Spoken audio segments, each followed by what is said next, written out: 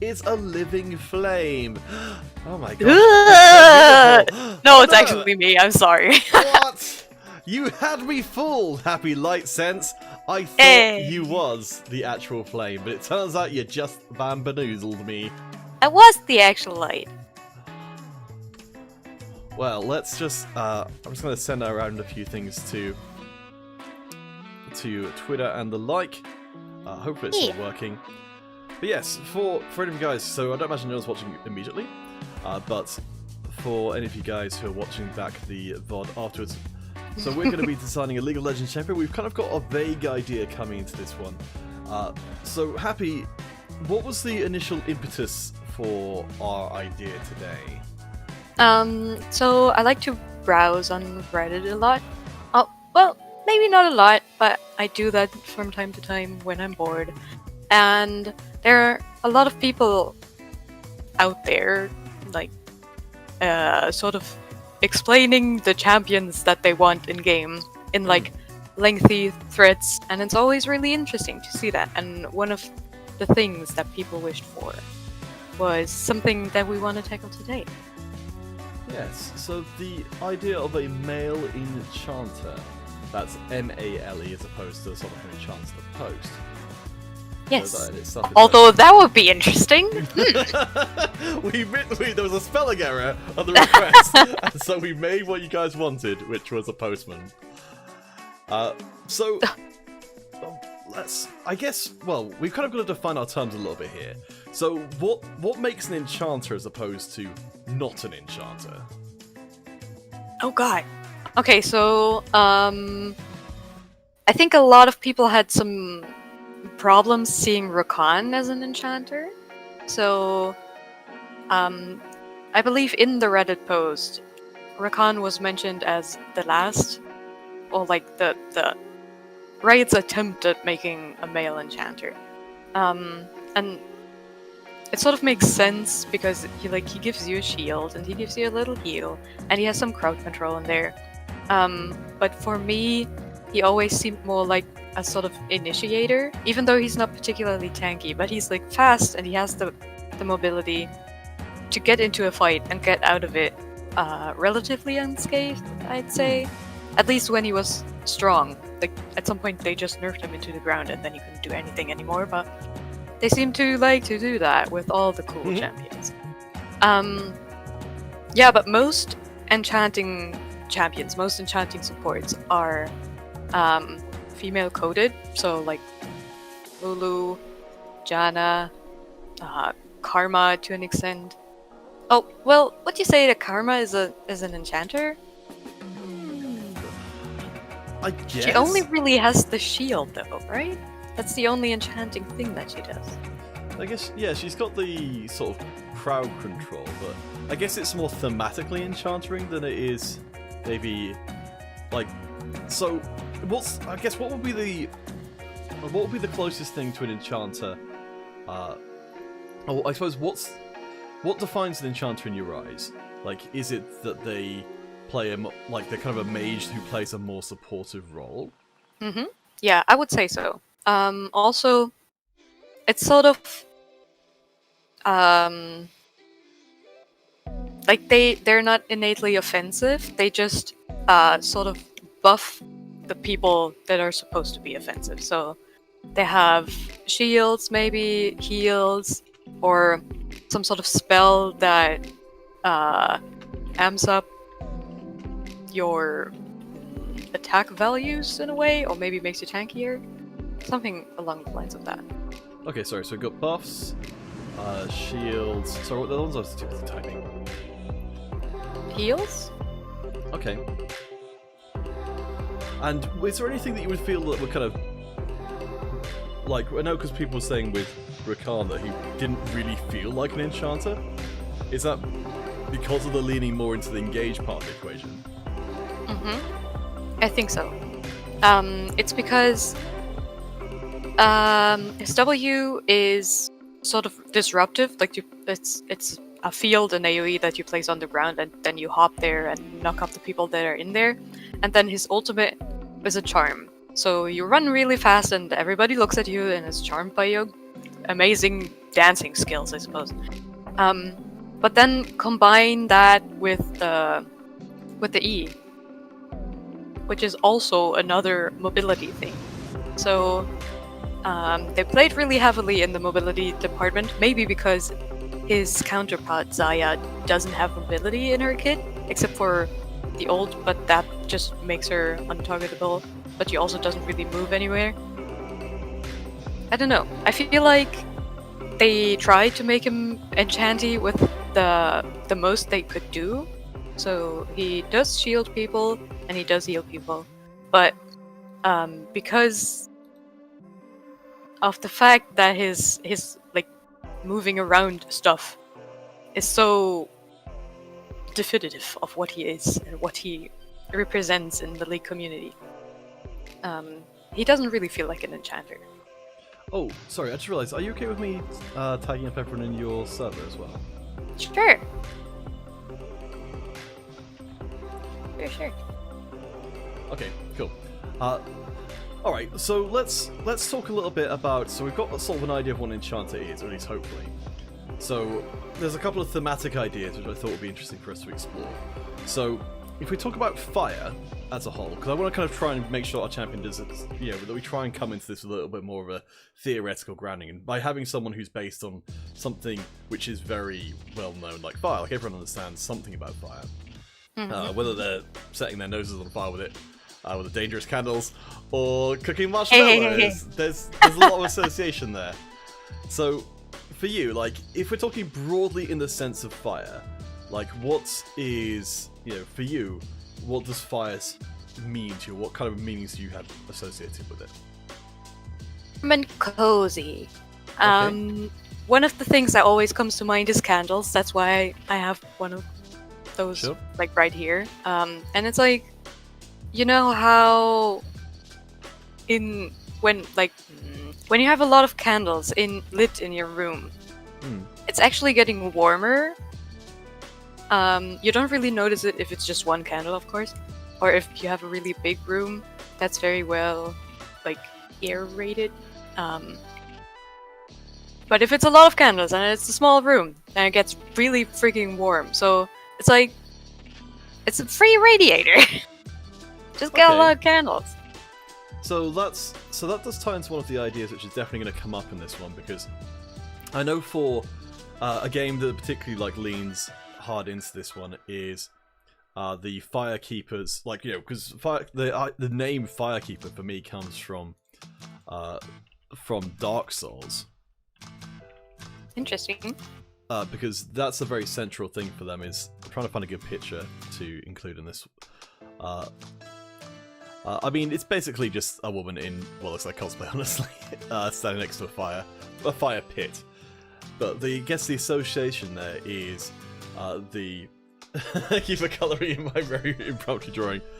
So we've got, sort of hearth and home. So sort of safety. Oh my god. I can play around with these, marker colors so much. It's so interesting. Oh god. Oh wow, that's a lot more complicated than I was expecting the colour to be. Okay.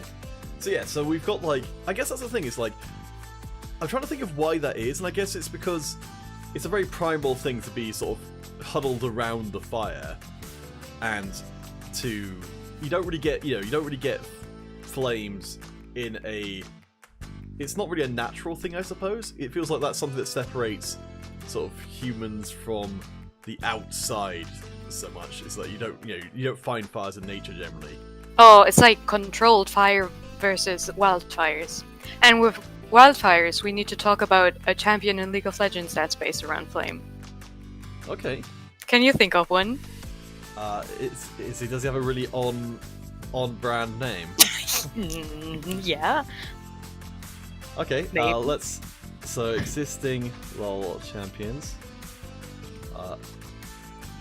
So brand, yeah, 100%. This is always going to be part of what we're doing, is trying to find champions who have already exist in the space. Mm-hmm. So brand is really the opposite of what we want. He's a spellcaster, just a very damage-heavy mage, and his like I think they updated his lore relatively recently when like his story was sort of crossed over with Rises, and he became like a human sorcerer or sorcerer apprentice, Okay. and then he got consumed by Ah. the world runes, magic, blah, whatever, and became a being of pure magic that sort of hungers for more magic. And that's another part of what fire is about. That is, if you have the wildfire side, it's just like uncontrolled energy that wants to consume until it can't consume no more. Okay, yes, I definitely. So, yeah, this is the whole idea of doing this whole thing here, is to try, because I think the always consuming part is really important, and I think that's the thing, is like that's an aspect of both controlled and uncontrolled fires, is that they always need feeding in some way. So I definitely think that's an aspect that we need to be bringing into any kind of fire-based design. Sure.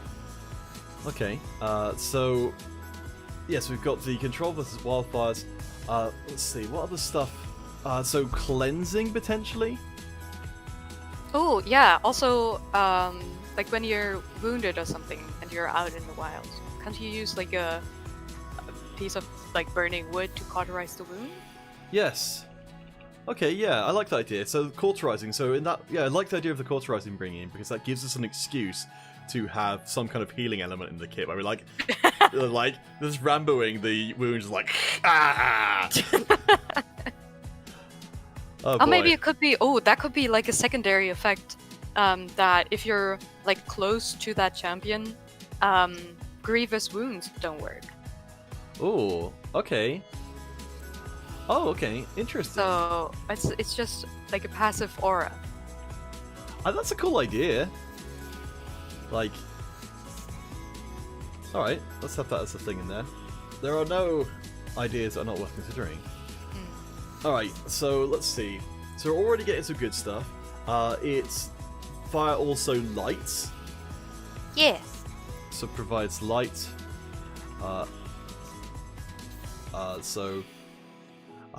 I think as well as part of that, sort of separates light from dark. Like that's something that Dark Souls really leans into, the idea of, you know, it's the light is in this, you know, when the world is dark, the light is the fire is what literally separates the light from the dark. That's kind of a fun idea. Yeah. Isn't there also like this theory that darkness is just the absence of light? Maybe I think that's what Lux says. I think that's just one of her quotes. I'm not sure about that. So, if you flip that on its head, you could also say that like light is the absence of darkness, but I think that's a bit stupid. Just doesn't sound right. It's an interesting idea. I'll write it down as a.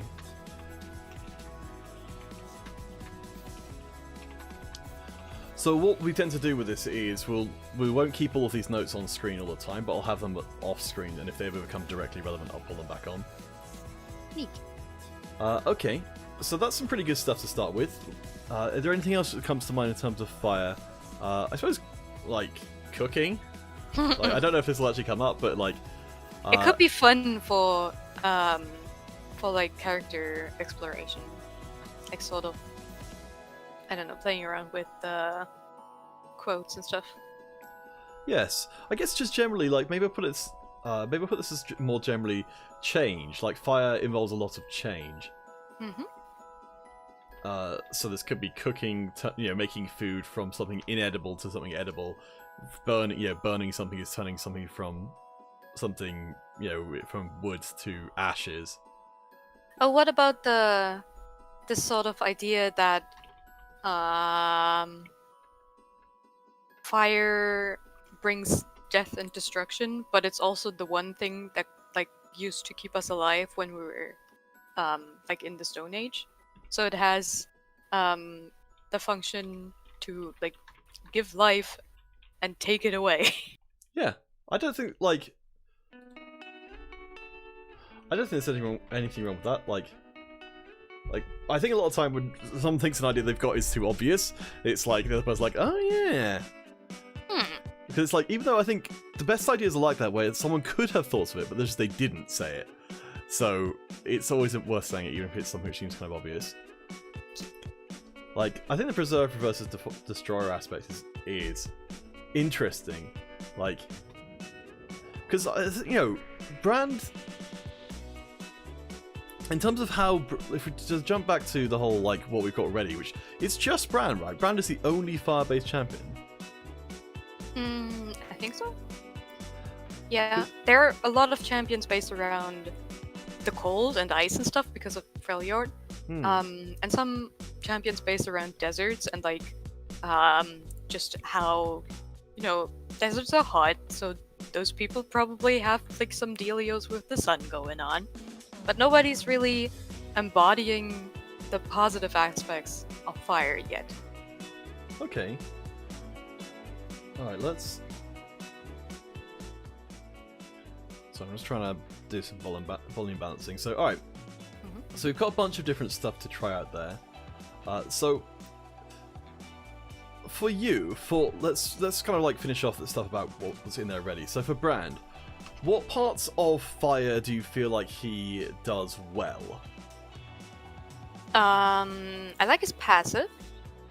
The Blaze, I think it's called.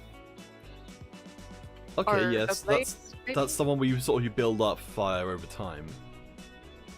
No, it's just a dot effect where you set the target ablaze when you hit them with an ability, and then if you use your E on a target that's ablaze, it spreads like Let's wildfire. So, oh, hey Pete. So change of state. Is that something we put in there? Yeah, so that would be as part of the sort of change, cooking, burning. But I guess maybe that's a better way of putting it. Like, ooh, what's going on there? There we go. Change of state. So the Brand's passive is sets the target ablaze, dealing a percentage maximum health, so literally burning.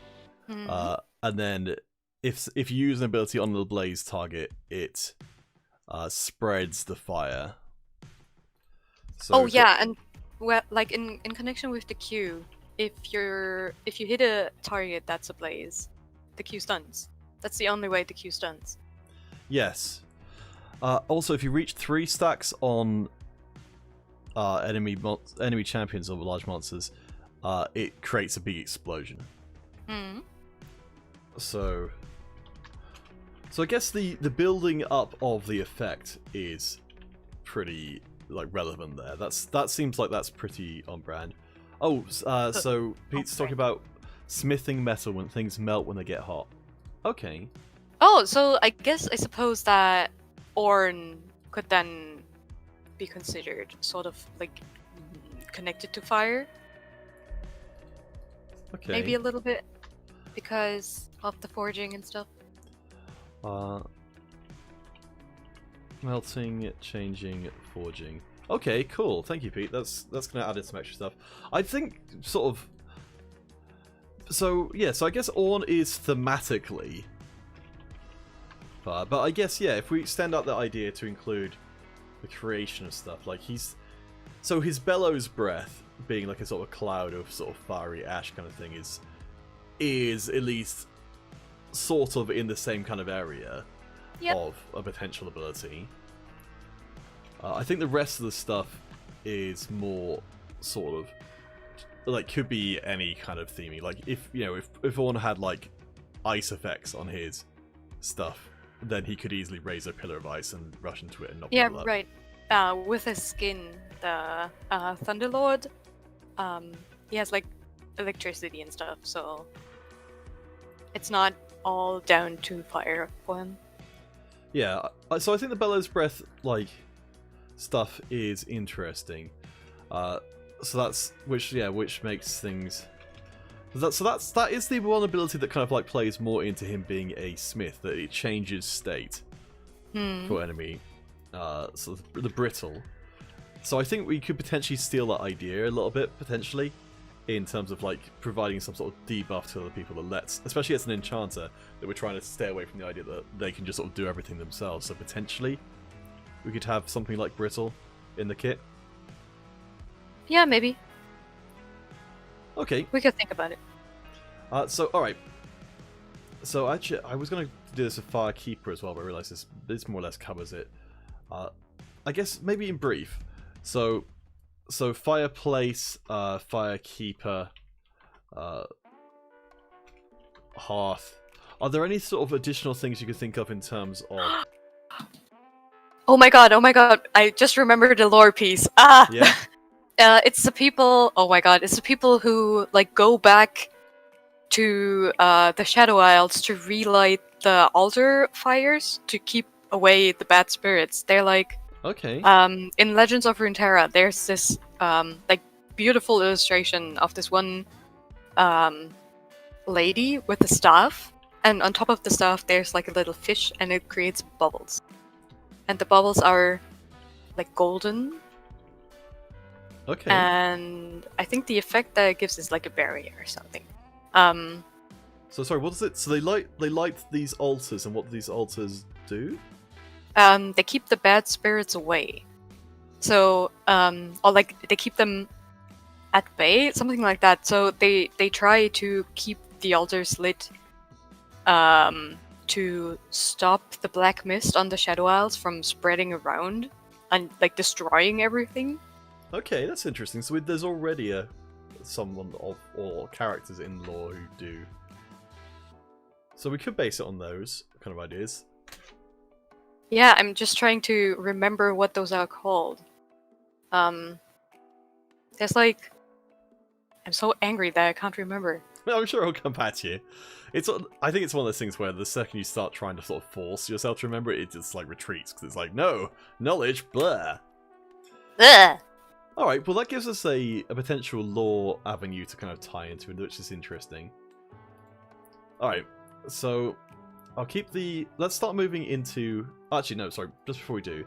So was there anything additional? I'm not necessarily guaranteeing that it is going to be, but like, just to kind of like narrow in a little bit on the Firekeeper idea. So, for me it's like I why... found them! Okay, what is it? They're the Buru priests. Buru priests? So, like, priests from the Buru Islands, which are like, sort of, between the Shadow Isles and Bilgewater. So they're trying to keep the mist from spreading to Bilgewater then? Yes. Okay, that makes a bit more sense. Yes. Alright. And they're like... I don't know, they have this like shiny golden stuff that they use to... It's like liquid, and they pour it onto the altars. And then it sort of spreads around a little bit, and like lights up a larger area. Okay, That's really nice.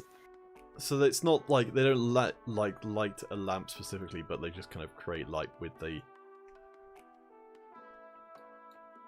what they're doing. What? Sorry? Huh? They have like in the cinematic. They have this liquid that they pour onto the altars. And it's glowing golden liquid. Okay. And as it pours onto the altar, it sort of spreads around a little bit. And lights up a larger area. And I think that could be nice for an ability. It doesn't have to be a liquid sort of matter. It can be fire. So you just sort of set down a little flame in a spot, and then over time it spreads a bit and like lights up the area. So it's like a ward in that sense. Or maybe it has some sort of shrine effect. So when people step into it, they get a burst of movement speed, or they have like a healing buff for a short amount of time. And then for enemies, it gives them a debuff, or it sort of like gives you true sight for the enemy that stepped into that area.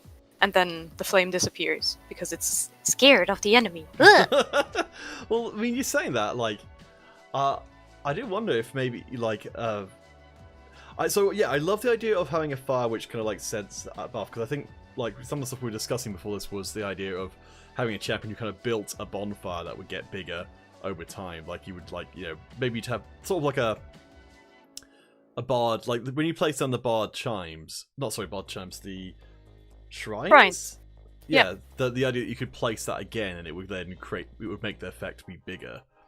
And so you could, you know, if you could protect an area, you could build a fairly substantial flame.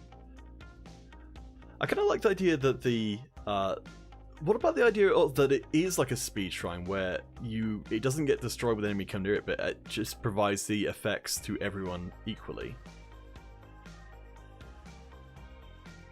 So it's a buff, but it's a buff that if the enemy manages to come in and take over that territory, they'll then have that buff for as long as it lasts.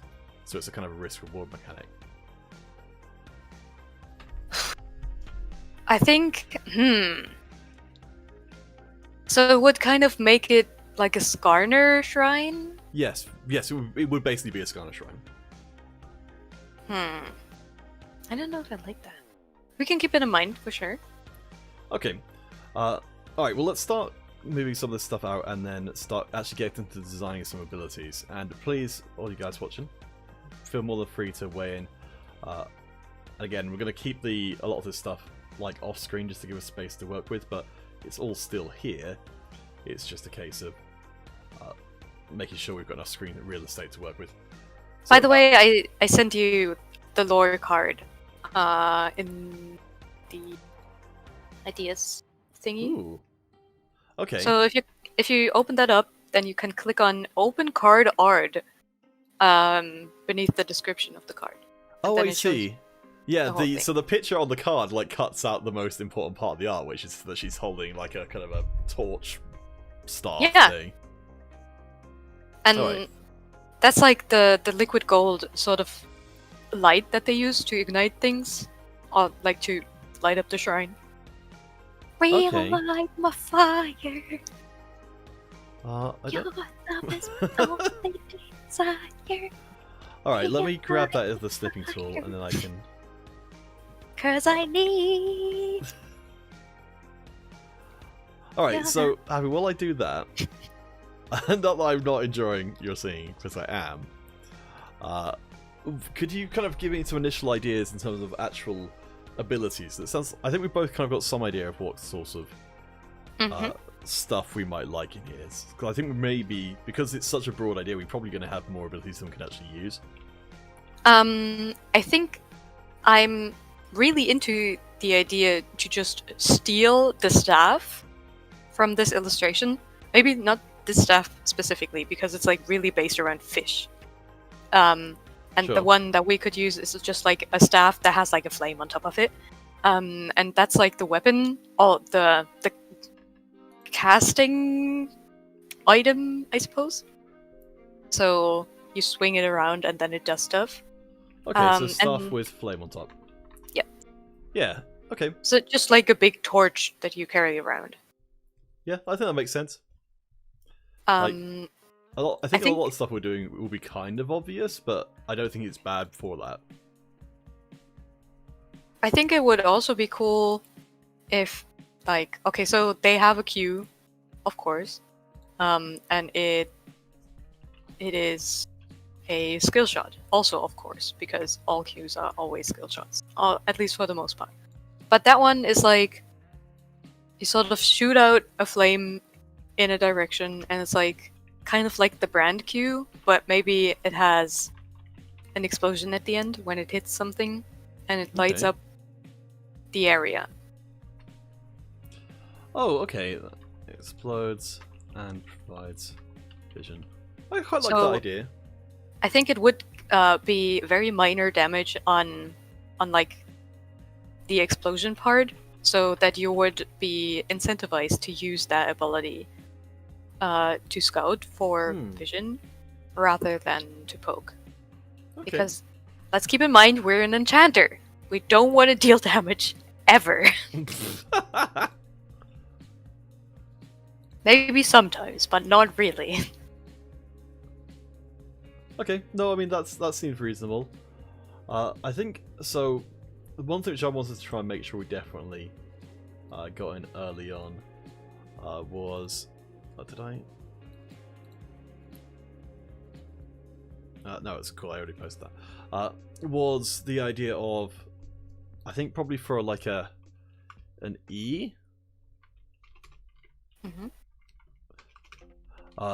Is like setting a fire.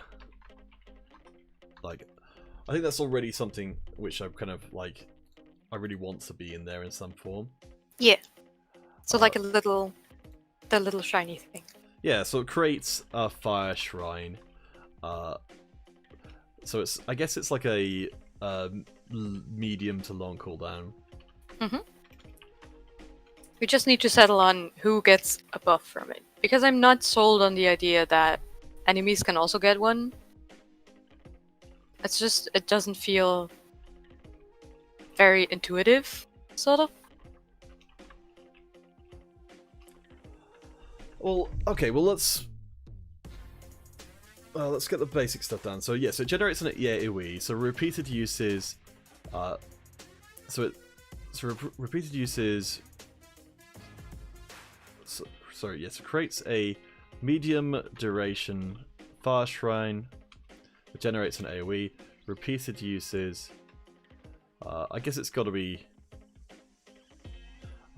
refresh the cooldown, refresh the duration, and increase the AoE / effect. So that's the part which I'm kind of liking to have as a thing. Let's just move this picture out of the way for the time because we're going to use up our space really quickly.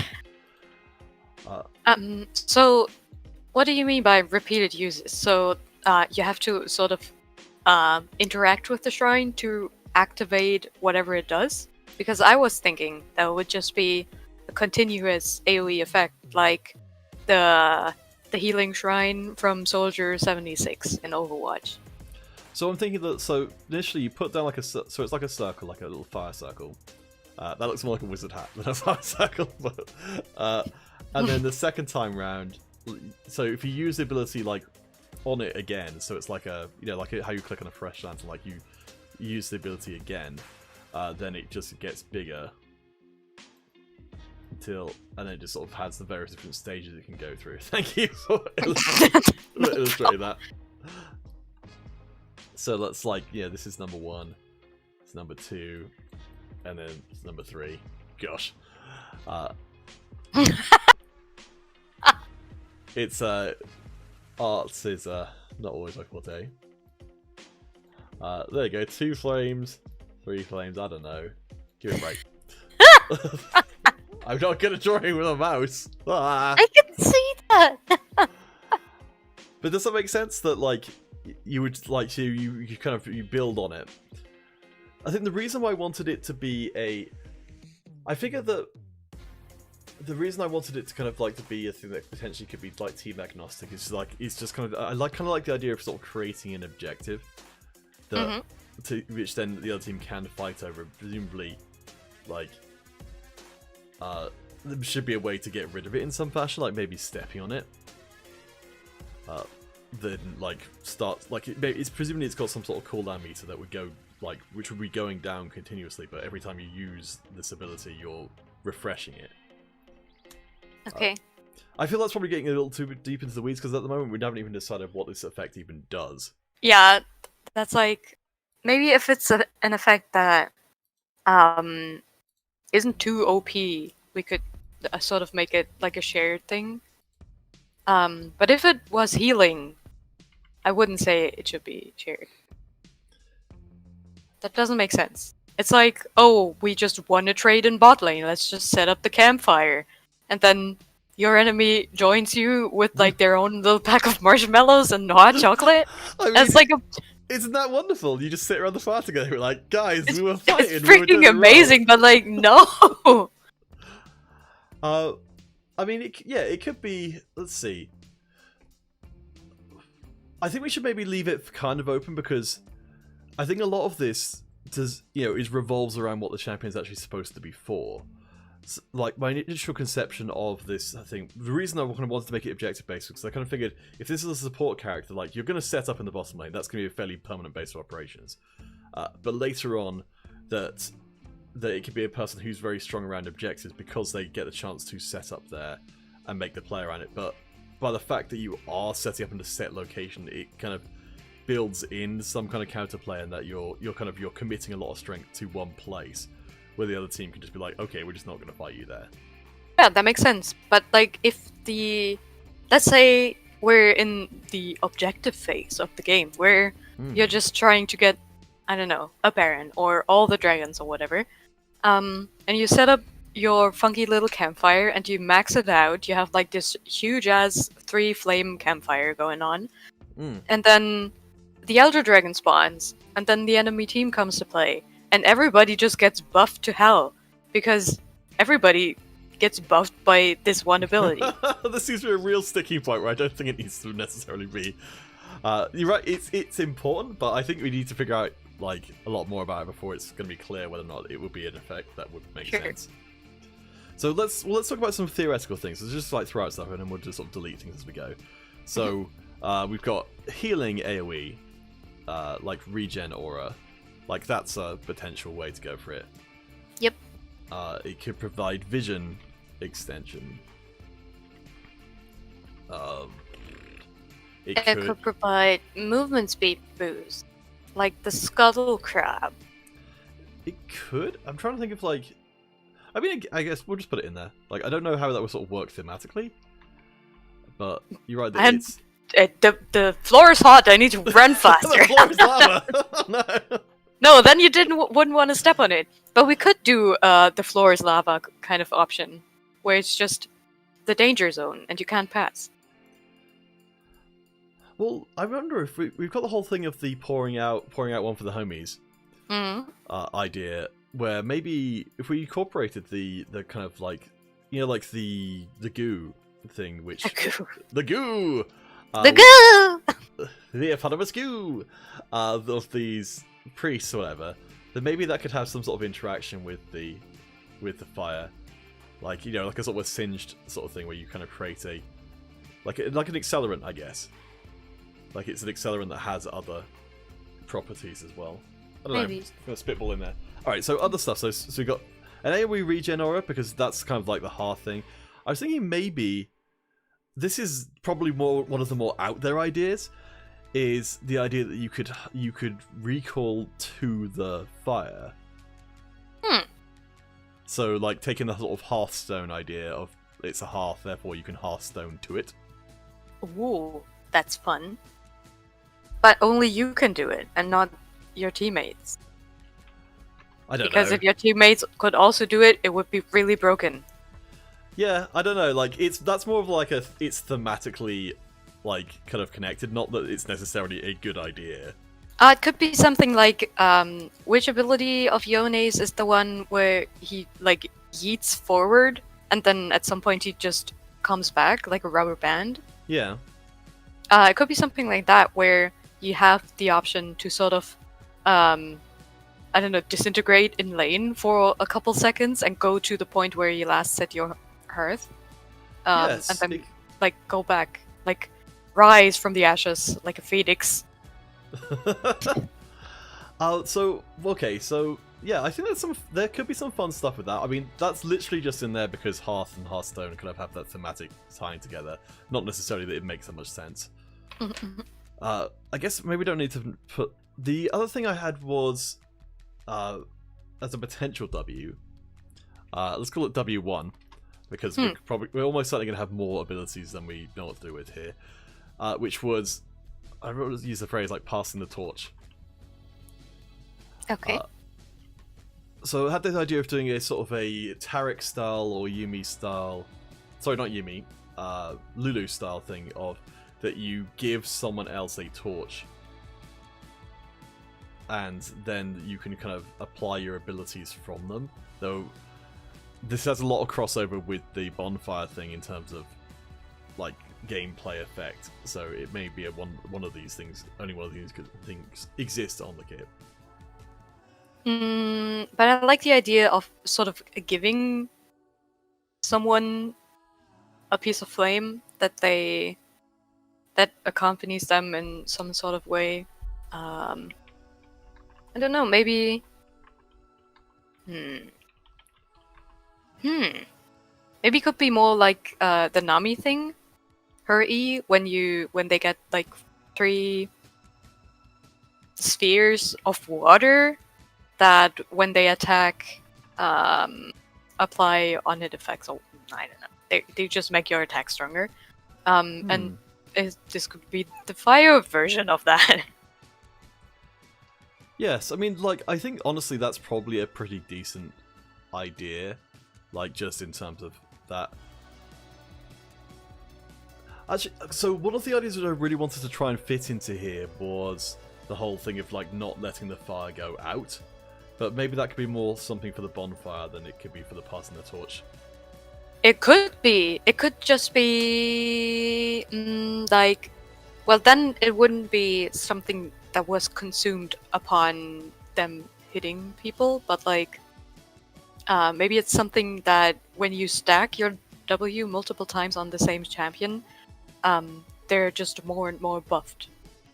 So you have to, like, when it comes to team fights, you have to make a decision then.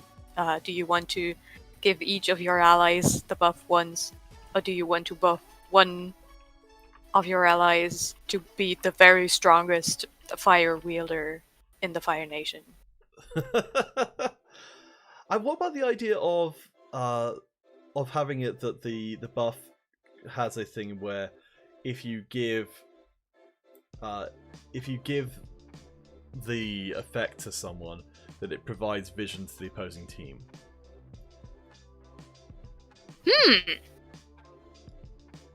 That's Like- so rude. People would troll their junglers all the time. We can't do that. Not even theoretically. Sorry. I know it works, like, on a thematic level, but trolls in League of Legends. But what about if it's something that only applied on, like, say, the maximum version, like if you do it 3 times, that they burst into flame, and that provides, like, it provides more vision for you guys, like, it extends, like, the vision range which you have, but also provides vision to the enemy of where your person is. I see you leaning into the camera to say no. No! It's still a bad idea. It's just, you can't give them, you can't, like, it's, League of Legends trolls are children, and they will take everything from you if you give them the chance. I think Even if it's stacked 3 times, there will be a firekeeper running after their jungler, even if they run as fast as they freaking can, and they will stack that shit on them.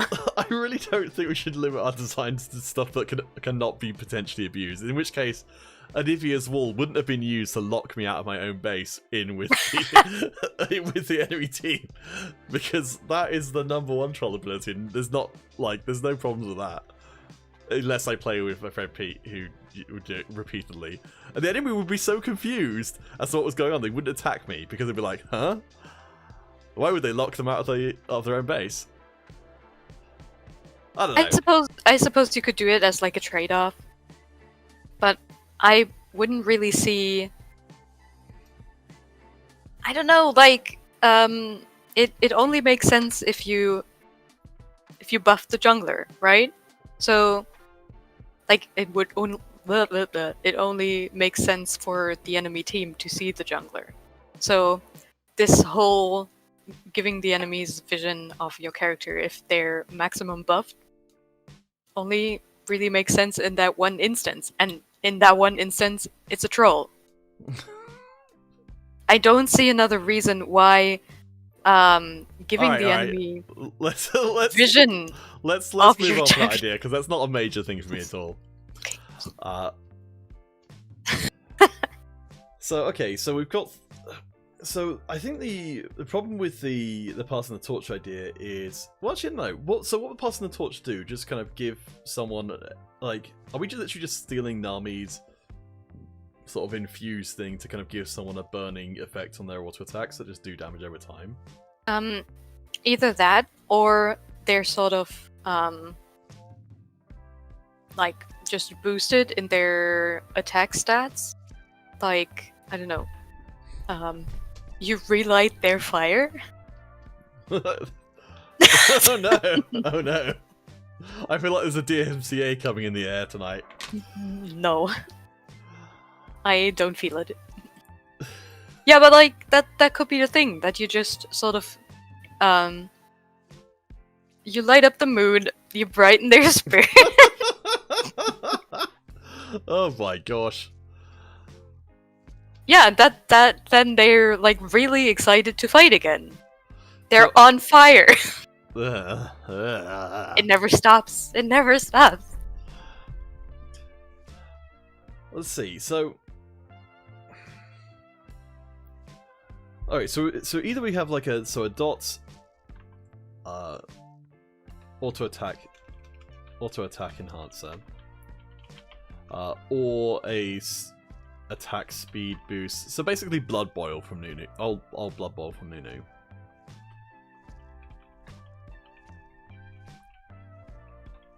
Like, I think either of those things would actually be totally fine. I kind of want to over-design this sort of stuff just for the sake of it, but like, I do think the Q's like the thing is, I kind of feel like the Q you could sort of combine the W and the Q to have that you can shoot the flame through someone to get that same effect on them. Yeah, I think that could be possible. But then, what else would you want for a Q? Well, I mean, like, so you could have the Q that functions in that way, but you have the secondary effect in it. If you shoot the flame through someone, then it gives them a buff. Oh.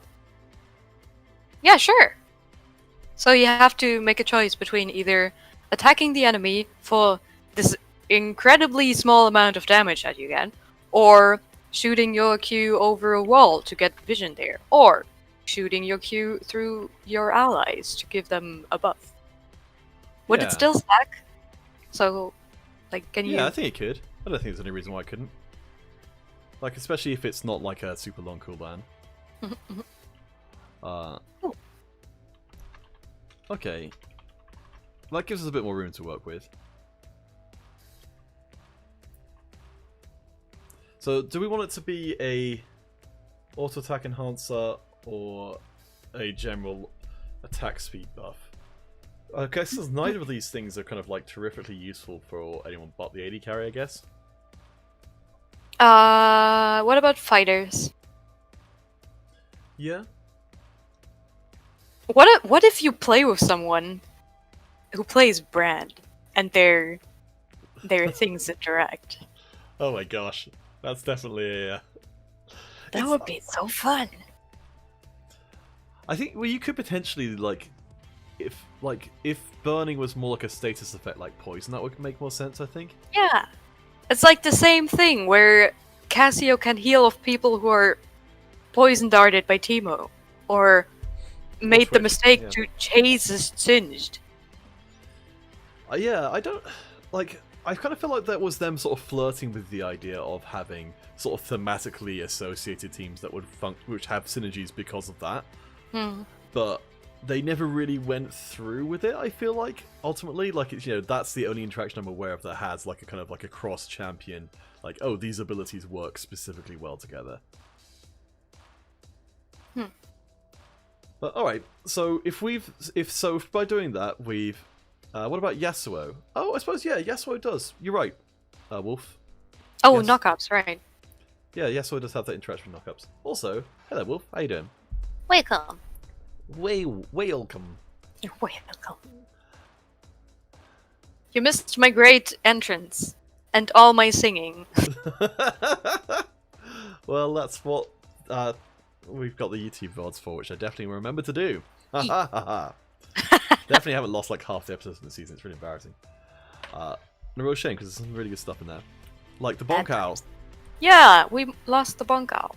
Yes, it's a real shame. I might actually go back and like just do little videos to fill in the gaps on YouTube, just explaining what the stuff was in like a 5-minute long video. I can do some funny voices if you want. Yeah, that'd be great. Like, it's one of the things I keep meaning to do, but I haven't. Alright, so we've successfully managed to crunch 2 abilities onto 1 ability with the Q, which is the... Let's just call it the Relight My Fire. Yeah!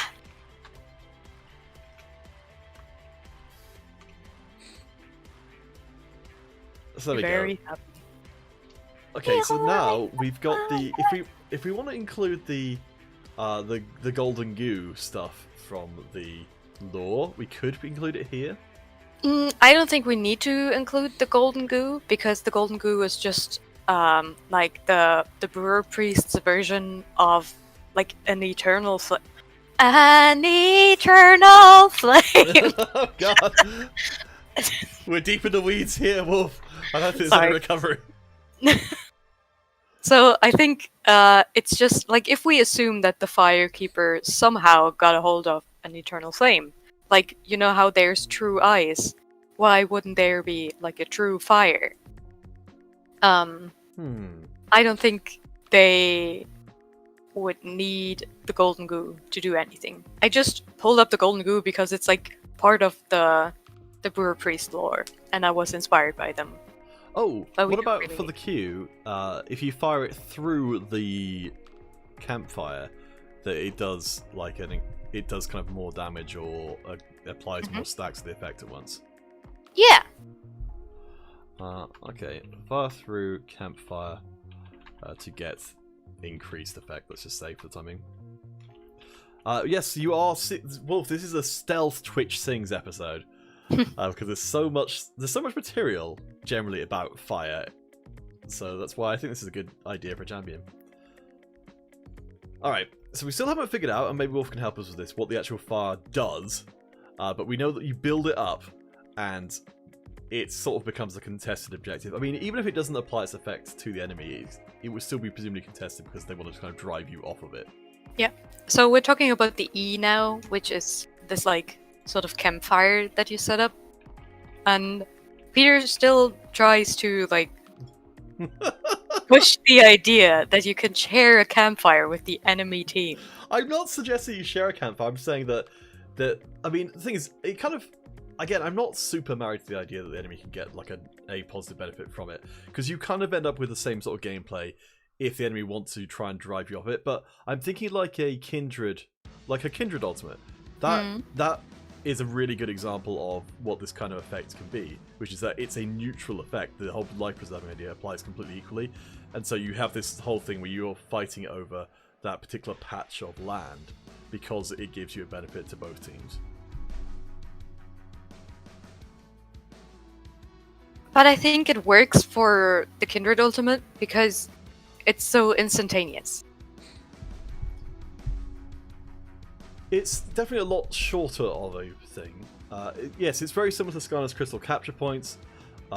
There's a lot of abilities which are kind of like this, but I guess the whole thing which hopefully makes it more interesting is that you're kind of deciding where you're going to put this down. So it's kind of like a bard shrine in that sense. That it sort of grows, right? Yes. I think it's probably got most in common with a bard shrine in that you've kind of, with the bard shrines, you have to set up for it. And yeah. Like, you know, you can kind of use it. I do think the bard shrines are kind of awkward in that way, in that a lot of the time later on, it's not worth it for you to be trying to set up long-term shrines around the place. Yeah, the healing is also ridiculously low. I think maybe they're supposed to be there as, like, speed boost primarily. Probably. Or, like, they do work very well for, early game lightning phase and stuff. Yeah, it feels like they're a little vestigial when it comes to the later game, though. Like, it feels like they should change in some way to be have more point to them. But as it is, they're just like this little speed boost that kind of is. I mean, yeah, I mean, Wolf, you might be right, and Hack might be right as well, that it does thematically work better to have people trying to put out the flame, since that's the big thing of the keeper. Keep the flame awake! I already know what they would be in a TFT set. Yeah? A keeper. Oh no! You got me! You got me! Oh, humanity! Yeah, but it could be, like, it's sort of a bigger AoE, but there's a little point in the center, and if you stand on it for 2 or 3 seconds, kind of like with the Rek'Sai tunnels. Skarner, what? Yeah, or the Rek'Sai tunnels, or the Skarner shrines, or whatever. Then it disappears. So the enemy has an option to like get on there and make it go away. Make it attackable. Yeah, attackable, standable, either way around it. Like, it needs to be removable in some way. I get the impression like sort of the specifics of how you get rid of it is important. I suspect that would really require it to be sort of tested in the game to see what is most satisfying to play with and against. Probably. I think probably if it was attackable from a distance, the attacking it would then take it down a certain amount rather than just killing it straight away. Because I feel like that would be too fiddly if someone could be like, dash in, it's dead. And you're like, well, I spent like 2 minutes setting this up. Blah. Yeah, very sad. But yeah, Wolf, if you've got ideas as to what it could do, because we're pretty open, like we've got really wild ideas in here from more straightforward, like it's a regen aura. We also had the thing before which you had like the no grievous wounds as part of the aura as well. Like it could have a bunch of different effects as well. Oh, I think the no grievous wounds could be just the Firekeeper's aura. So if you're close to the Firekeeper, then grievous wounds go away. So when you're like in a team fight and you're fighting against someone with Model Reminder, then you're more inclined to like yeet out of there real quick, stand next to your keeper, and then go back in when the wounds are like cauterized. Interesting. I don't know. I've just heard the phrase "melty blood." I can't remember what it actually even means. So I tend to use phrases without knowing what they mean, which is maybe not the best of ideas. Melty blood. It's an arcade game, visual novel and fighting game. I hope it's not like really inappropriate or something. Let's see. It doesn't immediately look like it's like adult or anything, so probably okay. Melty Blood is a fighting game. Okay, well that's cool. It probably can't be that inappropriate then. So we've got two abilities sort of like left open, and of course we've just got revisions to the other abilities because this is still very much a work in progress. So we've got the Relight My Fire. Relight my fire. So right now they're very focused around controlling a sort of like a very specific area, like setting up in an area, a bit like Heimerdinger, I suppose, and then operating out of that. So we've got a W and an R. So, yeah, I think they should be more enchanty. Okay, so what would be enchanty? You've A already got a shield, buff. a shield, a heal, something like that. So we've got the attack enhancers, but something which is can't really be throwing fireballs at people anymore. Like we could the cauterize effect. Yeah, that's true. Yeah. Yeah, that's what we wanted to like reach with the passive, so that grievous wounds don't work. Oh, damage effect then heal. I like it. That's very Darkest Dungeon. The idea that you damage your teammate and then like you do an initial bit of damage to them and then they take then their heal comes in afterwards. So it's like a little bit of damage and then like a heal over time, maybe. Okay.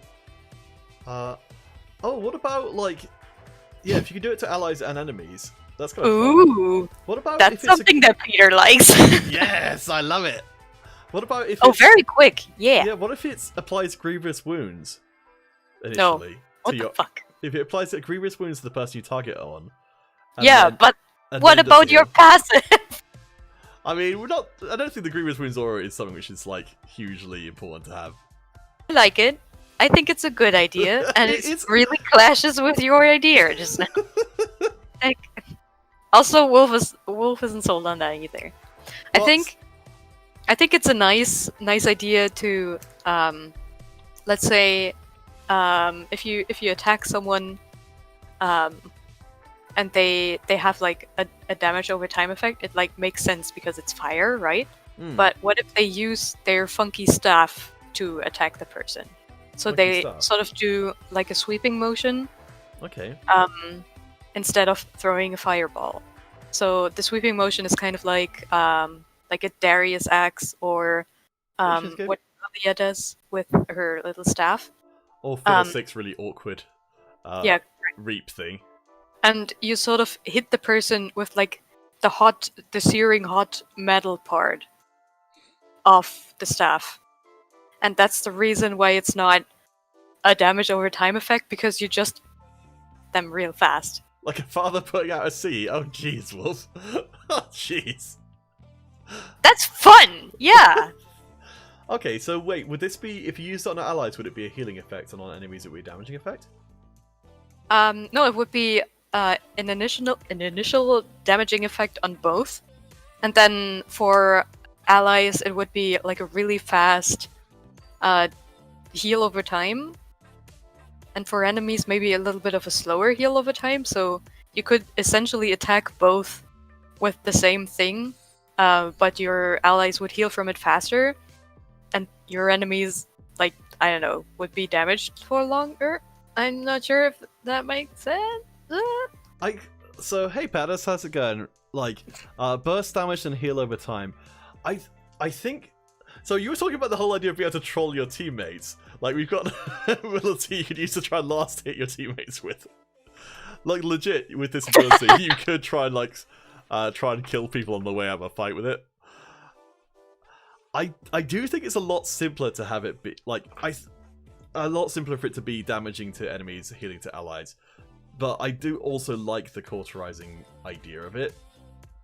It could be that you, like, when you bonk your teammates, they get like a burst heal, and then after a short delay, they sort of lose a little bit of HP, or they get slowed or something. I don't know. There should be a drawback to it. Well, I mean, maybe the easier way to do it would be that the enemies just don't get the healing, like that would be the most straightforward way to solve it. So it's just but like. Then we would need a reason why, like a thematic reason why your allies get the healing, but the enemies don't. I mean, we don't have a thematic reason why most healing effects don't apply to your enemies.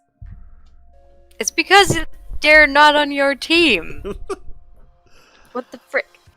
But yeah, I suppose we could make it work. Like, Naomi's W also works like that, where you heal your allies and you damage the enemy. So it could work. It's fine. It's alright. We take it. We take those. I just, like, the thing is, I want to, the thing is, I do like the idea of this. It's just, it feels like that kind of idea of healing enemies with it is, it's really interesting, but I feel like something like that should be more central to someone's kit, the idea of like providing benefits to enemies, than just kind of incidental. Because that feels like that's something you really need to be playing around as a team, that you're going to be healing the enemy, so you have to kind of keep an eye out for that. Whereas in this case, it would be, why are you Wing the enemies? You're keeping them alive. What if she can remove the heal effect? It's a guy, by the way. Yes, it's no, it has to be a guy. It has to be a guy, because... oh, that's right, we haven't specifically tried to work in the stereotypical masculine traits here.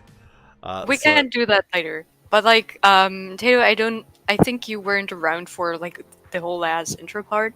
But we're trying to create a male enchanter here. Because Riot hasn't done those. In 10 except years. for Rakan.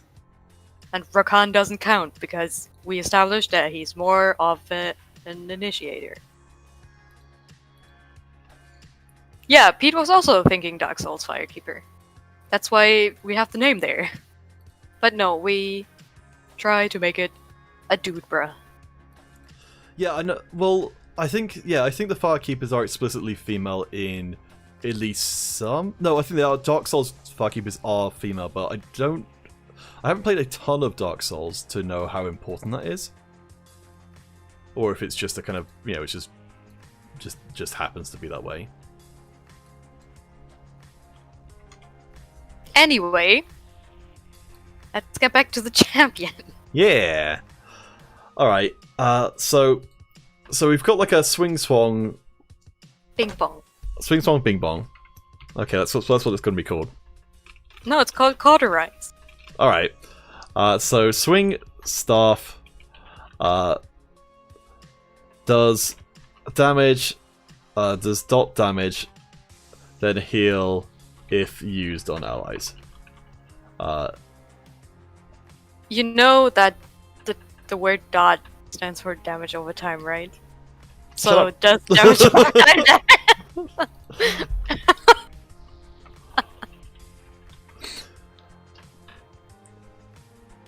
Yeah. I mean, maybe you could just do additional damage on the enemies. Like, I don't know. Like, unless the dot is a lot of damage. So you damage an ally, then you heal them. Yeah, Patrick, that was the kind of the Cauterize idea, is to kind of take the idea from Darkest Dungeon. So in there's a warlock character who does like a sort of, is kind of like a Cthulhu kind of thing, where it's like he stitches the wounds together by literally kind of like slopping that flesh together. So it's pretty gross, and it creates a bleeding effect. But the bleeding effect like sort of negates the healing sometimes, because you don't know how much healing it's going to be either. So it's always a risk. Like, most of the time it's a net positive, but sometimes it can go badly. I don't think it's going to go quite as wild in this case in terms of being like the dot do more than the healing, or kind of be random, but I don't think that adds a huge amount in this case. Yeah, damage an ally and heals them. I don't really know if we've got a sterling gameplay reason why this should be the case, more just thematic. How about the lower the hit points, the more the heal? Oh, I like that idea. Yeah. So effect is increased based on missing health. Yeah, that's already more interesting. So it's kind of an execute for enemies and at a and for allies it's more like a sort of thing you try and time correctly. Because I also like the idea that trying to give someone damage when they're already low on health. That's always fun. Yeah. Yeah, I think it's kind of interesting. I think that's one of the ones that's more fun. I mean, you definitely control your team pretty hard with it, but... Yeah, but you established that you can also do that with an Anivia wall. I love how this whole design process is just like coming up with ways to kind of throw stuff back in each other's faces. What do you think about making the target flammable, a new keyword to allow allies to use the melty blood from the targeted ally? That's an interesting idea. Which allows melty blood to work from the target. So we were talking about poison as being more of a status effect. That could be. Yeah, something. so it could be possible to like take from Brand, and give him the option to set targets ablaze, just like Brand can. So maybe that could be part of the passive, like spells cause targets to become Melty. I guess I think flammables more. Yeah. Though flammable does sort of imply a larger amount of interaction with like flame effects than there is actually there. Yeah. So maybe spells cause targets to be set ablaze, and then it connects back to Brand again. I think Melty. Let's go with Melty because at least that doesn't like kind of give an impression. It gives an ally temporary melty blood. So that's so you apply the no grievous wounds thing by. Yeah, I think it's kind of fun. For a short duration. Yeah, I think that's kind of cool because it's not on all the time. Maybe the campfire might give like AoE to the passive or something. I don't know if that causes more problems than it actually solves. I'm not even sure what problem we're actually trying to solve here, honestly. I'm not sure either. Let's go for the ultimate. Woo. Yay! We still don't know what the champion's trying to do. So okay, they're trying to buff up people. I think it's area control. It's area control and buffing. Yes. Also, a small sideline in vision, which is probably good because it's about flames, so that makes sense. Let's move some stuff around to give us a bit more space. Whoop. There you go, over here. Let's move up. Alright, so we've got a bit of room for the ultimate. So, if we're gonna... we still haven't really figured out what the fire does yet, but I guess that idea is there. Oh, we made another Rakan! Seems like an aggressive support like Rakan. God damn it. I think it's more... Well, there's no engage from them. I mean, they are whacking stuff. They're whacking and chucking, but like you could do with Lulu as well if you played her more aggressive. Well, Lulu's very heavy on the poke, isn't she? Whereas I feel like if the cauterize thing is like a cone AoE, then that's more defensive because like those kind of effects are more used for like because if someone's coming towards you, there's a lot more space for hitting them. Whereas if they're going away from you, those kind of effects are inherently worse. So Tato, our problem is that we were trying to go for an enchanter, and it seems like we're not getting the enchanty stuff across. What's going on here? Why is this not enchanty? Because I feel like it is. I feel like it's just like some dude bruh with a flaming staff standing next to you, giving you all of those buffs and like AoE effects, and sometimes sweeping at the enemy, like shoo shoo, go away. It's all about bullying the enemies and providing allies the means to attack. Wait, no, that's not what an enchanter is. Sona is like an enchanter. Well, so in this case... You can play an aggressive Sona. Well, so Lulu and Sona are both very poke-heavy. I guess the main thing we're kind of missing here is shields. Shields or, like, so the Lulu Wild Growth, for instance, like... I mean, we could just... Sona is kind of attached to a carry. Well, I think in this case, the spells called... Sorry, the Relight My Fire stuff, it relies on you being with someone. I mean, you could use it if you're not with someone, but then you don't really have damage. Like a little bit of damage, but not really. Oh, you're suggesting that the Q would give the buff to them as well? No, but shooting a flame in a direction explodes and provides vision minor damage. So like it's still a skill shot that when it hits something it does damage. That's what I'm talking about. Okay. So like you're sort of attached to your carry. Yeah.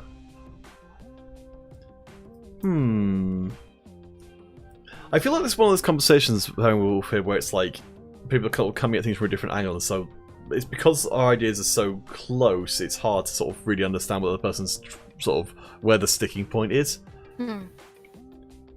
But Wolf, if you can think of a way which we can try to sort of mix things up here to make it more enchanter-y, then 100%. Well, I mean, the Ultimate's, I guess, the main place where we can do that sort of thing. Like, you know, that could be a... For an enchanter, say ally interactions are more important. So yeah, we definitely have the RB something that interacts with allies specifically.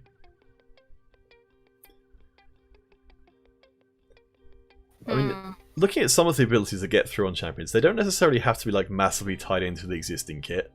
Like they sometimes just do tend to be. I mean, I noticed like for Brand that his ultimate it really interacts with his passive quite heavily, and it's very tied in. But some champions' ults really just don't. Yeah. So we could just throw in something random here, like a fire shield, a big fat fire shield. Fireball. Fireball. Just fireball. Oh no, firewall. Just fireball. Oh, firewall. Oh, sorry. I was talking about the. Skellig, this seems OP Bannet. Oh no! We were so young and yet so removed. Well, what about a creeping firewall that they kind of put in a direction like it's like basically like a slow moving Ornn ultimate that's kind of like the Yasuo Windwall shape. That could be cool. Does it deal damage? I think maybe it's like damage and grievous wounds, but you can just if it's not used. I imagine like it's so Yasuo Windwall kind of shaped and it kind of advances over time slowly, so that it can be used to sort of lock down parts of things, or make people want to go through there, basically. But it's not like going to eviscerate a team if you use it. Like, I think specifically it should be slow moving to stop it just being all an ultimate. Yep. And it could sort of leave a trail behind it that if you walk on it, it gives you cool fire effects. What about a big ass smoke screen now, Wolf? Oh god, I hate smoke screen effects, but I mean, it's... Could be fun. You could, the thing is, you could do that which ties in with the E in some way, that you kind of like it's some sort of putting out the light effect that he kind of like just generates a big smoke cloud maybe from him and from the fire. But it puts the fire out. That could be kind of interesting. Though, okay. I kind of hate the smokescreen effect in the game. I think it's like I've been on Wild Rift, I've been playing against Graves and just been like, this is so intensely annoying. Like as a mechanic, it just feels awful to play against. Okay, so no smoke screens then. I like the idea of the wall of fire just slowly sort of advancing through a certain area, and then like you can't pass through it. You also can't shoot projectiles or abilities through it. Well, maybe it blocks vision behind it. That if your vision line would pass through the firewall, that you just don't see them there. Like there's terrain there. So if it was sort of a fiery wall, but with smoke kind of pouring out of it. So it leaves like a smoky trail. More like it's got smoke. Like so, the actual advancing wall is kind of like it's got sort of smoke coming out of it to kind of explain why it blocks vision. Okay. Sure. So this would be vision. So it's kind of like a moving, slowly moving Yasuo wind wall that blocks vision, projectiles, and do we want it to actually? I think it feels like it should be an option to go through the firewall, but just not an option that you want to take lightly. Yeah, massive amounts of pain. So, I don't know, lots of damage, and you start burning. Okay. Large damage to enemies! Massive damage! Hit their weak points! I mean, maybe not massive damage, but a huge... Oh, actually, yeah! Skellig, I like that more. That's nice. Yeah, so it's okay. Like, it melts off all their... Yeah, I like that more. Poggers. Large damage.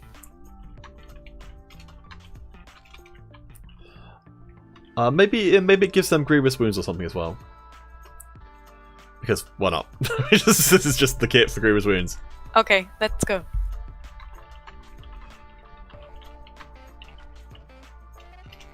Because I feel like that kind of thing is, again, more like team supportive, generally. It's not specifically enchanting. Man! But maybe he has like a very enchanting personality. We're trying to get them to be an enchanter based on technicalities. Skellig, what is Melty? So we don't know. So Melty is grievous. Its grievous wounds won't apply.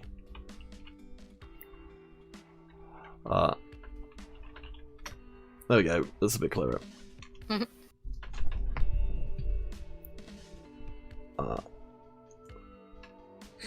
No, Melty is better, Wolf. Melty is better. I mean, we can still include both of them. No. No. No. We have made up this word. It will stay. Oh no, I want to keep the Melty in. I'm just gonna actually explain it. Am I spelling grievous? Grievous? Yes, you're wrong. spelling it grievous. Oh, grievous. Okay. Isn't it grievous? Like IE?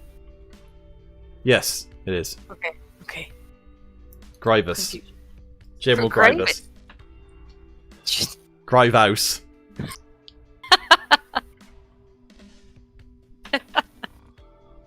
Gravoo. The Gravoo. Oh my.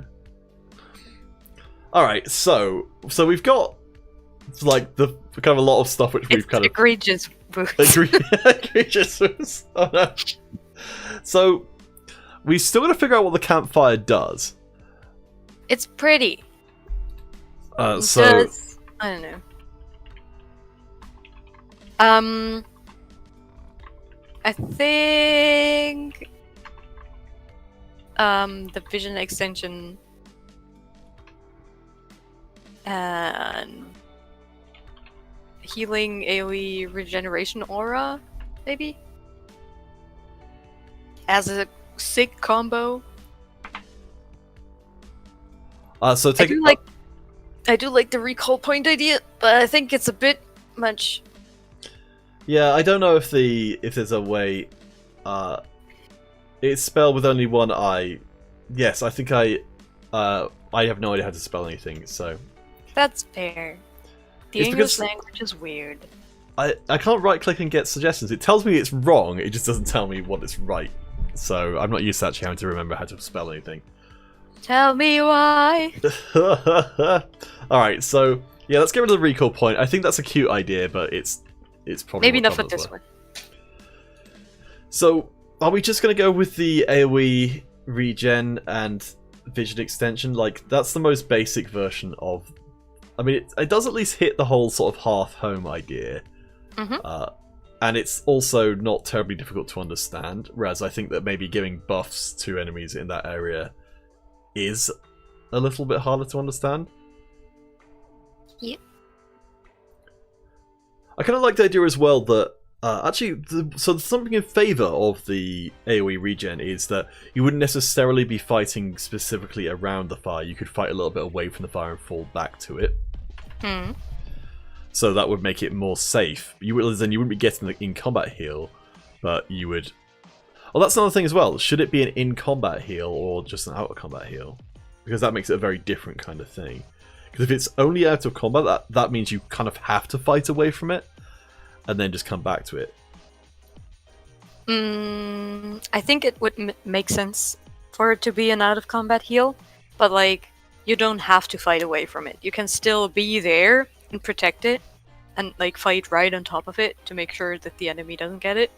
It's just it won't give you full effects for when you're right there. Okay. Because yeah, I'm not. Even though I suggested it, I don't know. Like, it's. Oh, what about this? It's healing out of combat, but when you're in combat, like the moment you enter combat, you get a small shield. Okay. Small shield of fire. Yeah, okay, so it's like a sort of regenerating, sort of pulsing out shield kind of thing. In combat, regen isn't big, but out of combat you feel more impact. You have to watch the counterplay with counterfire, because then you can just put it on your tower and it never dies. Well, so I guess so Skellig, my answer to that would be yes. So that's definitely something to consider. Because yeah, I guess that's an in-lane concern. Is that yeah, you would just have it permanently under your tower and you would go back to it over and over again. So that would basically just be like unlimited, but bard heals. So that is something to think about.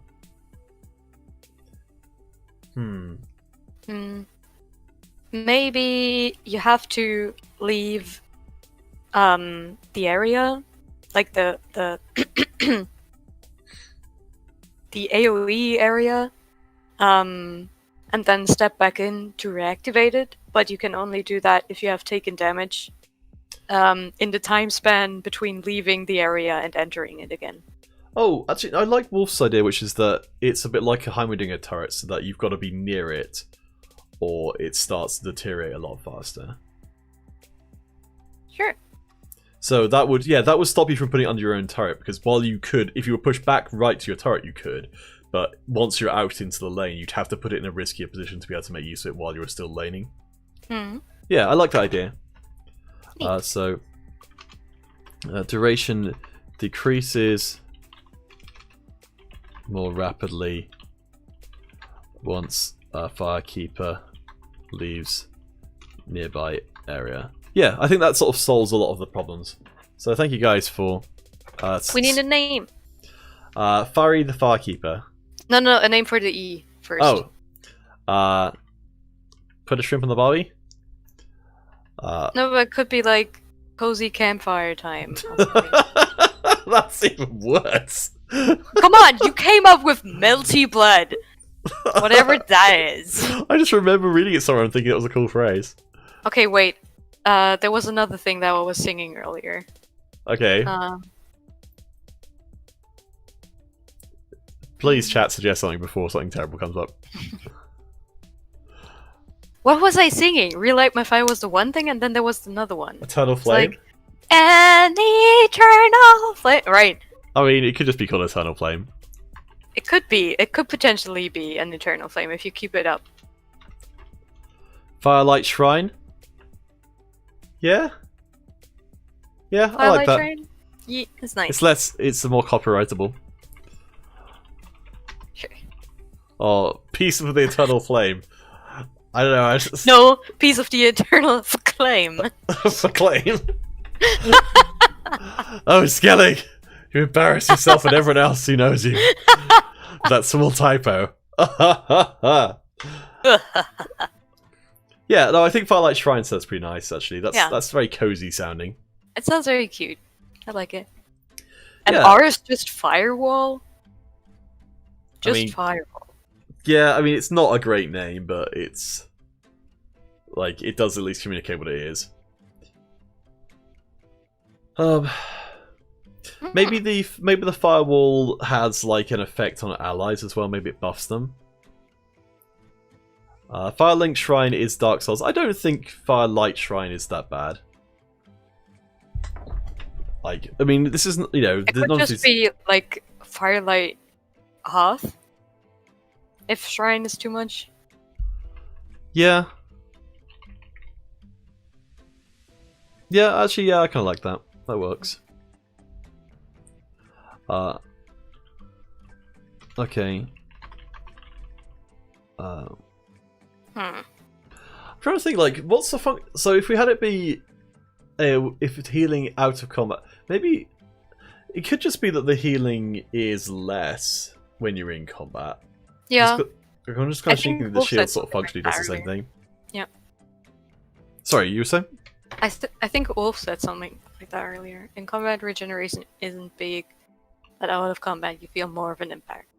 I think they were talking about that sort of generally.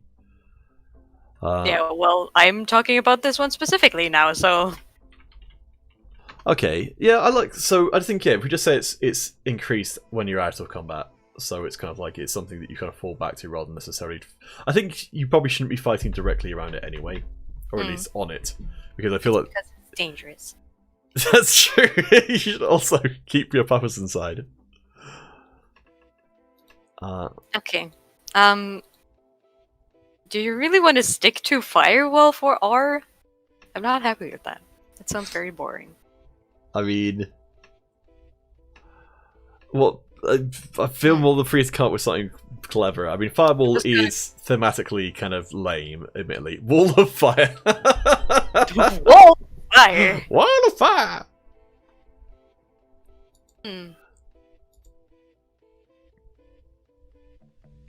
Wait. I mean, I don't know. Through the Eternal Flame? Ooh? Oh my gosh, these guys are getting very excited about an ability There's a immediately song. don't like. There's a song by Morrissey from 1988 that's called Hairdresser on Fire. Okay, how are we going to incorporate that into this? I don't know! Make up your mind. Through this... Okay. Sure, since you... I mean... This wheel's on fire, home is a fire, my love is on fire, the roof is on fire.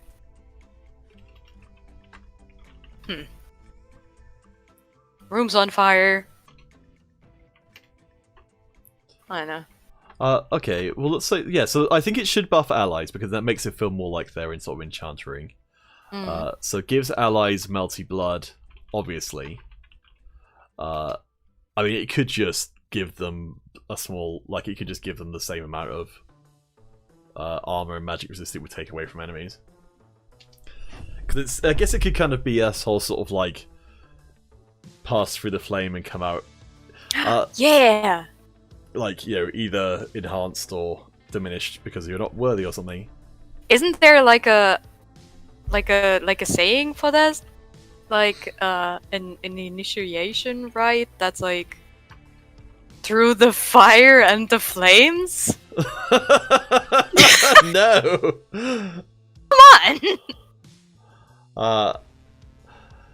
You don't think you should give allies melty, but if the ally already has it, there's an additional buff. I think that makes sense. Okay. Well, to be fair, like...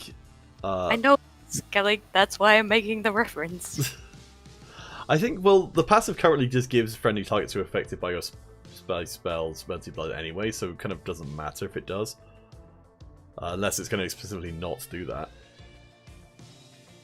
I don't think it should give them melty blood because then it would sort of like support its own effect. You know? Well, I mean, so I'm not quite sure with the whole idea of them having to have melty blood to get an extra effect on it. Like, it's interesting, but it doesn't work terribly well with the other ideas at play. I guess why? If they're already on fire, then they can just pass through the eternal flame wall. That's like the idea of it. And if they're not on fire, I mean, they can pass through it. It's gonna be fine. They're gonna have a great time, but it's not gonna do anything anyway. So it's like there's the three states. Either you're an enemy and you can't pass through it, or you get burned by it, or you're just a normie and you just get a small buff, or you have been sanctified and you get a big buff. Yeah. Big buffs. Itty bitty buffs. Mississippi buffs. Inner city buffs. I like the pretty buffs with the bow ties. Get your nails hit. Let her blow dry. Okay.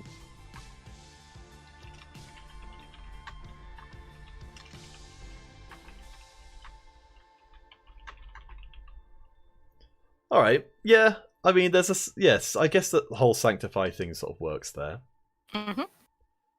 Maybe we could call the melty blood thing sanctify. Yeah. So it doesn't sound so weird anymore. Okay. I think that's become a very a big thing for Rise, is to keyword everything, even if it just makes the keyword so broad as to be meaningless. Alright, do we have melty anywhere else? Don't think so. Alright, we can have it not block projectile. I don't think that's really necessary. Yeah, I don't think so either. But I like the idea of it blocking vision, just because I think that's a kind of a fun mechanic, which I don't think anyone's really done yet. Okay. Cool. Now we still need a name for the man, the myth, the firekeeper. Alright, so... How about Guy Fury? Guy Fury? Oh my gosh. Fury Man. Philip, the firekeeper. Phil. Phil, the firekeeper. Hey, you get your fear right here. Oh gosh, this is not the easiest system to work with. Okay, there we go. Alright, so we need some names before we call them Phil the Firekeeper, because that's just going to be awful. Thesaurus. Oops. I can't even type. Firekeeper Phil, if you want to switch it around. Alright, so we need words for fire, because... Oh my god! Okay, right. This is going to be good. No, it's not good. The first word that I found in the thesaurus, I was just looking at like all the words, and my eyes just went to the center, and the word in the center is Holocaust. Jesus Christ, no, we're not going to be calling them that. No. Thank you for getting us taken off the internet as well. Oh, Dante! That's pretty on the nose, but Okay. we could probably have something Dante adjacent. Daniel? Danny the Firekeeper? Danny the Firekeeper's lad. The Caustic Hollow. No. Stop. Stop. Caustic Hollow sounds like some sort of infection. Yeah. I think Caustic, if we wanted to make him be grumpy, then something which sounds a bit like Caustic is probably okay. Colin. Klaus. Klaus. Klaus the Lighthouse Keeper, also Barkeeper. That was a stupid joke, Skellig. Evidently, you haven't been here before. This is all we do. We just function on stupid jokes.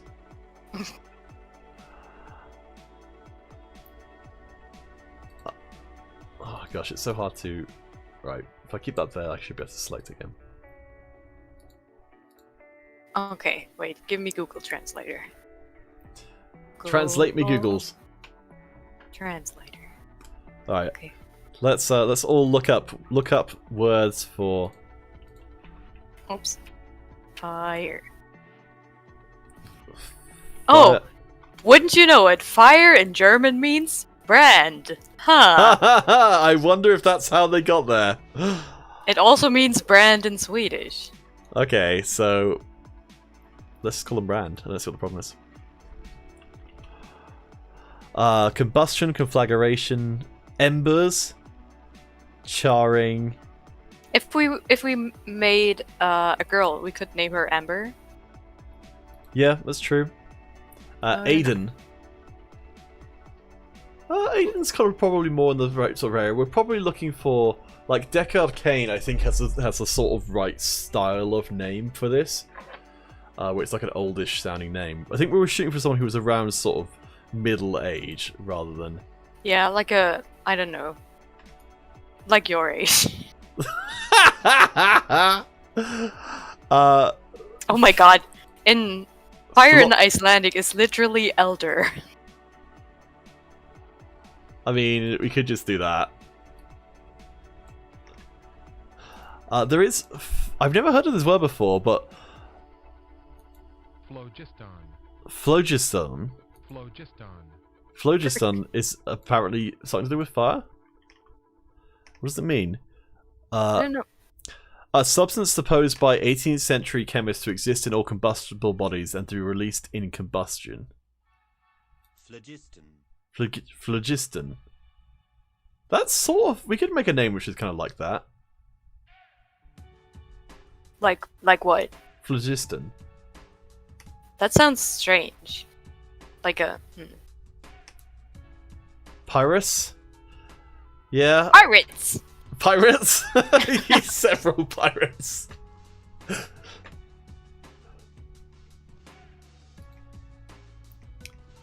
I mean, yeah, Pyrrhus is very on the nose, but it's not really stopped League of Legends before.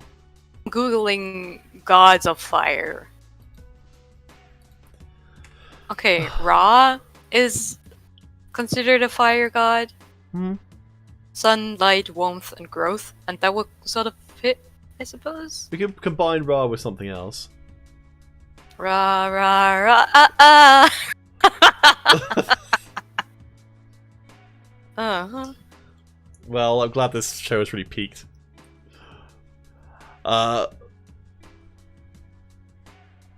Pyra? Pirate. The pirate. He's secretly a pirate and no one's noticed. Ugh. Oh, Ed. It's like AED. And it's apparently, wait, Irish god whose name means fire. Pirate. Ed the pirate. Make him a rat. No. It's a giant walking rat.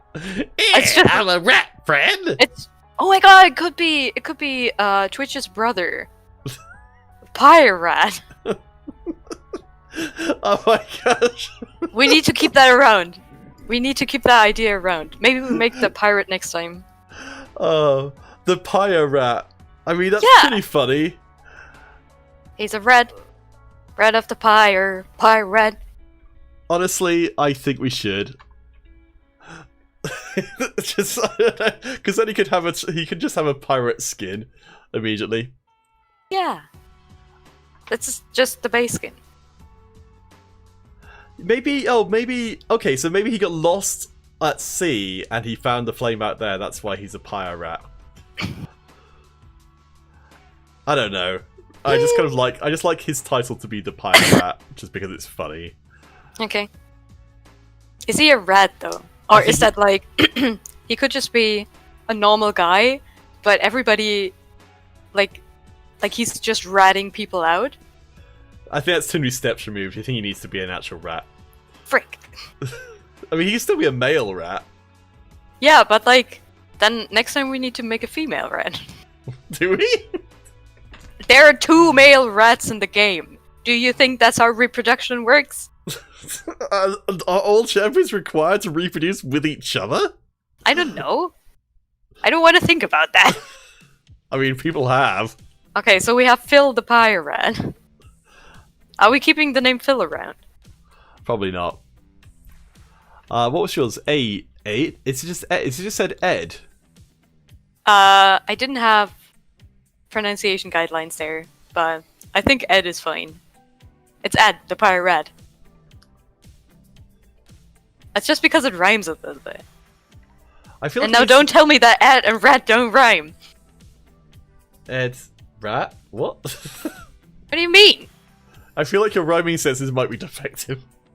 I think it's just your accent that's defective. What the fuck? How do you rhyme duh with tuh? That's an unclean rhyme. That's not what I mean. Whatever. Whatever. What do you mean? In my ears, they rhyme. We're not gonna talk about it anymore.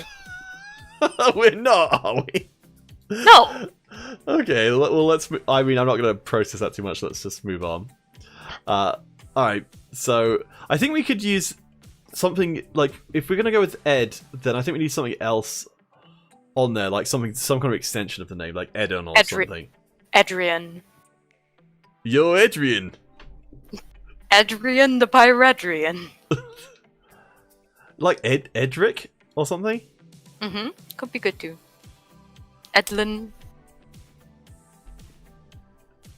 Adrian Cole? Adrian Cole? I don't know what that's a reference to. I bet... He's just a rat like Twitch. Yeah, maybe Ed is fine. Maybe he's the more cultivated rat.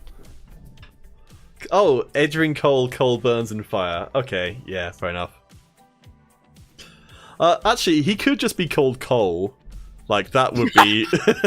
that would be... Why didn't we think about that? Cole, the fire rat. Yeah, okay, I think that's the best we're gonna do. Cole, the Pyre Rat. Is he still a Pyre Rat? I don't know, I just kind of like the joke so much that... That's like the same as we had with Boo Boo the Bunk Owl. It just turned out to be an owl. No turning back. I do kind of like the idea that it's a more cultivated rat who kind of like, you know, he's a rat, but he's not like, you know... Can it be like a French rat? Because he has like this staff that he stabs people with, like kind of like a hoo-ha. He becomes a duelist. I'm a completely changing character at this point. The pirate thing's so dumb-scaling, but that's what makes it appealing. Also, yeah. You might be so dumb. Don't be rude to our children. They will come for you. Oh, I definitely recommend checking out All My Fantasy Children as well. It's a great podcast where people make up characters for RPGs. It has a very similar process where they just come up with silly jokes and make those into actual things. Yeah, that's the if thing. Like, if you want to see something really, really stupid, then go back to season 1 and watch the Cross episode. God, he was crosses really his legs. He sits with his legs crossed. No, yeah. I think because it will get us more attention than having a sensible name. Oh wait, I've actually zoomed out a little bit too far. I think I can insult my own children. Skellig, you may have come up with a name, but it's also written in a small print here that any of the ideas you suggest here will be stolen and turned into a bastardization of what you intended. Like, that is 100%. That's what we do here on the show. So, okay. Yeah, no, I'm interested. So, Cole the Pyrat. It's really crap, but it will make people... Honestly, if it gets people's attention, then it's done its job. Which is that it actually made people go like, "Heh." And it also sounds like a sensible name on first blush as well, which is important. I think it's more interesting for them to be a rat than them to just be a guy. Oh my gosh, we're getting the art version done already. Yes. I like the idea of a non-human but human. I mean, Twitch is a non-human but humanoid, I guess. Oh my gosh, I love your drawings. He just looks sad. Alright, so we need some backstory. That's how we're doing. Oh god, we're almost at 2 hours already, Jesus. Shit. I wanted to go to bed at some point. Alright, so backstory is that Cole at one point was a pirate, but now he's become a pyre-rat.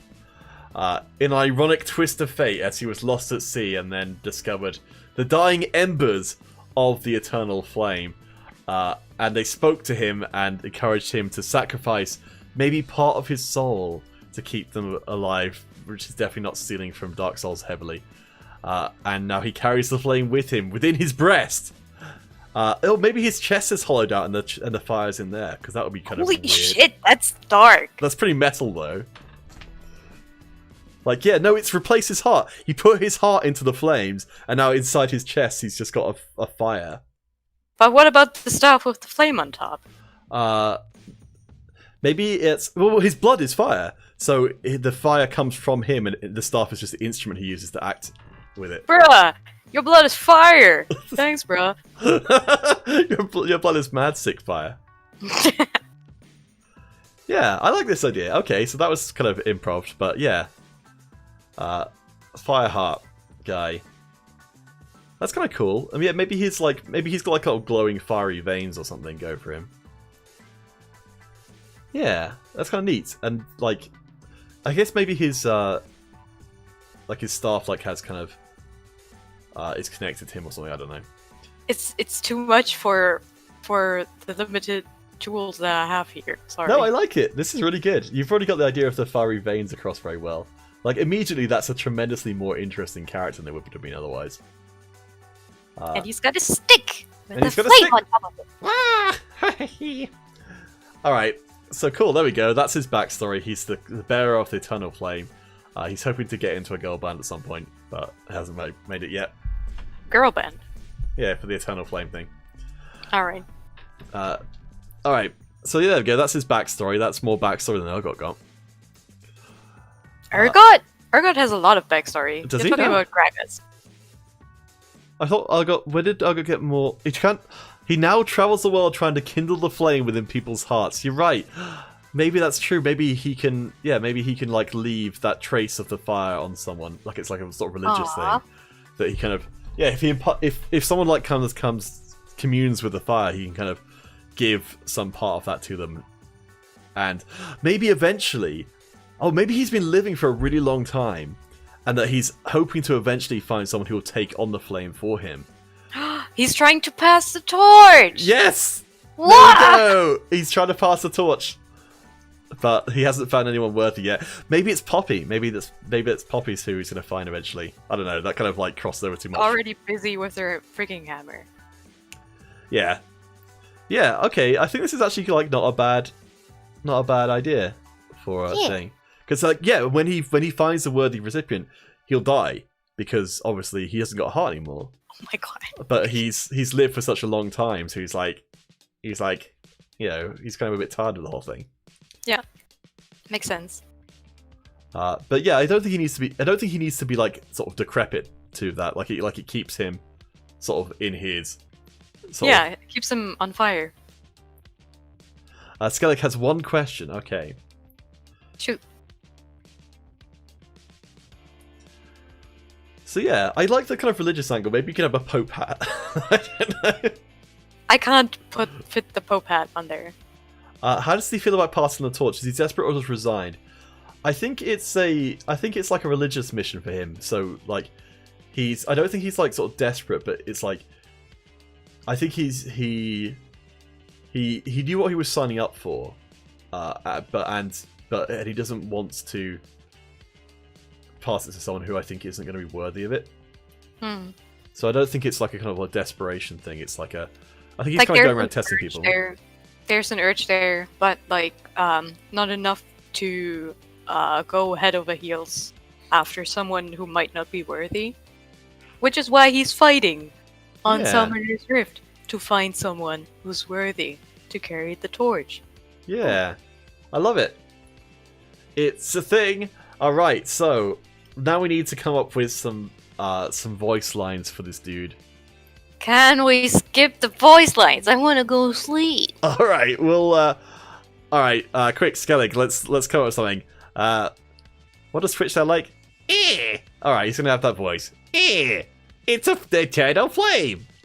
Heffy wants to go to sleep. Relight my fire.